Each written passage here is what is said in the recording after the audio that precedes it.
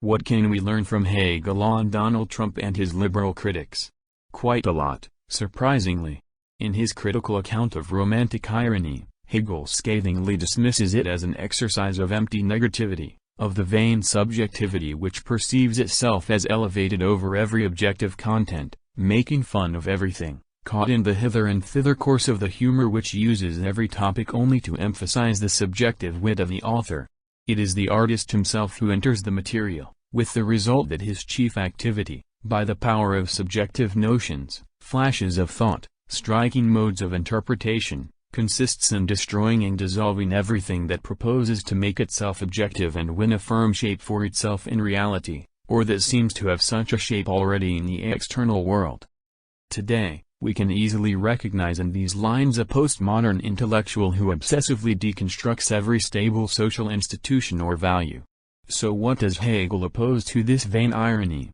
Hegel's point is usually taken as conservative. Instead of the all-destroying anarchic irony of the Romantics, one should recognize the good and the true embodied in social customs, i.e., its own rational core.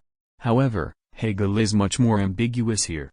First, his basic reproach to subjective humor is not that it is undermining all objective content, not taking it seriously, relativizing it, but that this all-destroying ironic stance is really utterly impotent. It actually threatens nothing. It just provides the ironic subject with the illusion of inner freedom and superiority. When individuals are caught in an impenetrable cobweb of social relations, the only way to assert their subjectivity is the niche of jokes which allegedly demonstrate their inner superiority. Hegel opposed to romantic subjective irony a much more radical ontological irony which characterizes the innermost core of dialectics. Apropos Socratic irony, he points out that, like all dialectic, it gives force to what is taken immediately, but only in order to allow the dissolution inherent in it to come to pass, and we may call this the universal irony of the world. Perceiving reality as in itself antagonistic, a dialectical approach does not try to undermine it actively, it just lets it be what it is, or claims to be, taking it more seriously than it takes itself, and in this way allows it to destroy itself.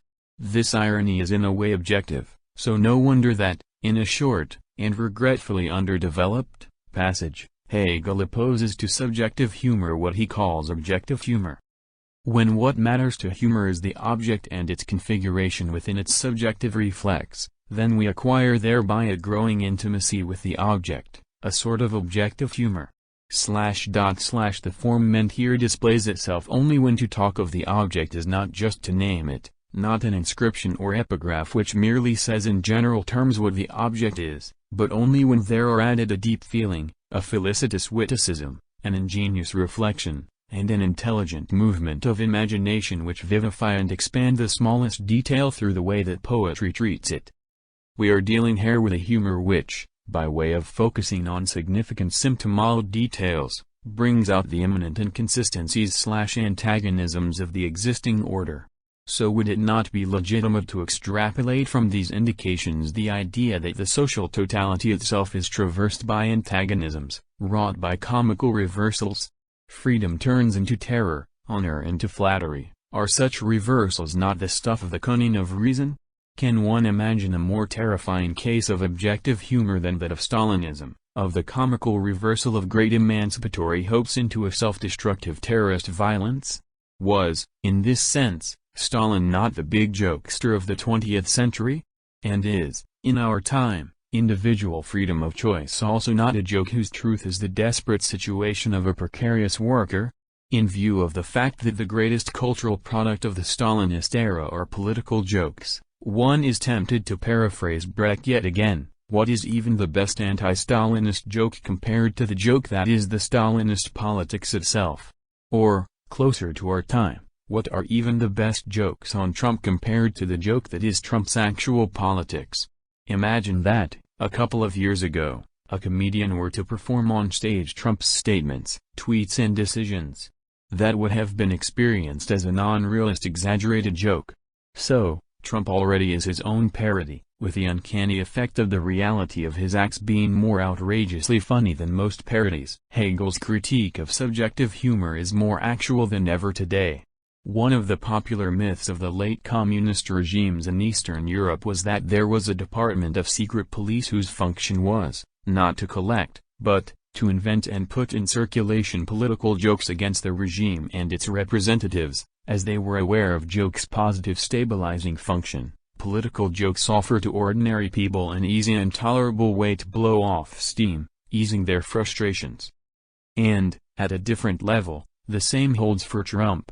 Remember how many times the liberal media announced that Trump was caught with his pants down and committed a public suicide, mocking the parents of a dead war hero, boasting about pussy grabbing, etc.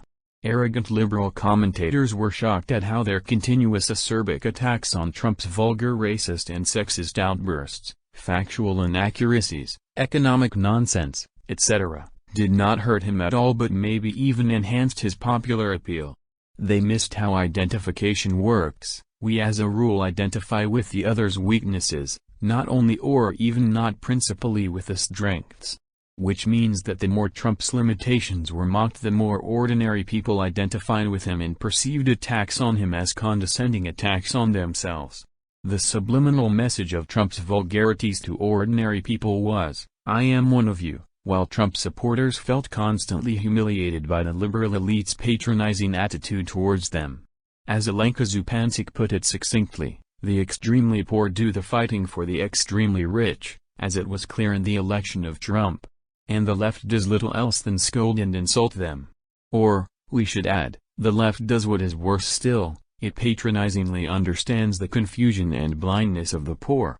This left liberal arrogance explodes at its purest in the new genre of political comment comedy talk shows, Jon Stewart, John Oliver, which mostly enact the pure arrogance of the liberal intellectual elite. Parodying Trump is at best a distraction from his real politics. At worst it converts the whole of politics into a gag.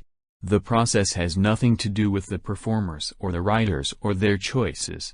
Trump built his candidacy on performing as a comic heel, that has been his pop culture persona for decades. It is simply not possible to parody effectively a man who is a conscious self-parody, and who has become President of the United States on the basis of that performance. In my past work, I use the joke, popular among dissidents, from the good old days of really existing socialism. In the 15th century Russia occupied by Mongols, a farmer and his wife walk along a dusty country road. A Mongol warrior on a horse stops at their side and tells the farmer that he will now rape his wife. He then adds, "But since there is a lot of dust on the ground, you should hold my testicles while I'm raping your wife, so that they would not get dirty." After the Mongol finishes his job and rides away, the farmer starts to laugh and jump with joy. Surprised, the wife asks him, "How can you be jumping with joy when I was just brutally raped in your presence?" The farmer answers, "But I got him. His balls are full of dust." Politically incorrect as it sounds, this joke brings out a sad truth. It tells of the predicament of dissidents. They thought they are dealing serious blows to the party nomenclatura, but all they were doing was getting a little bit of dust on the nomenclatura's testicles, while the nomenclatura went on raping the people. And can we not say exactly the same about Jon Stewart and company making fun of Trump? Do they not just dust his balls, or, in the best of cases, scratch them?